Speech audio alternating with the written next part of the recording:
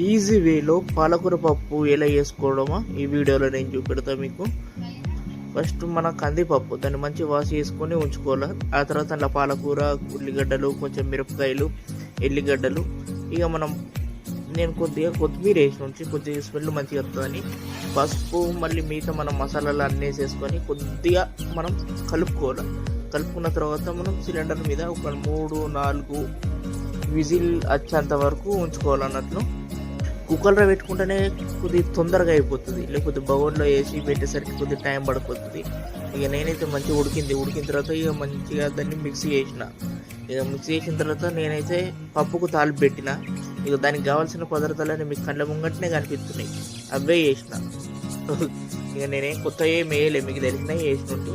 ఇక ఆ తర్వాత వీటిని మంచిగా గొలిచిన తర్వాత ఇక ఇంట్లోనే పప్పు వచ్చేసి కలాస్. ఇంత ఈజీగానే మనకు పాలకూర పప్పు తయారైపోయింది. దాదాపు మనకు దీనికి ఒక అర్ధగంట ప్రాసెస్ పట్టింది అంతే.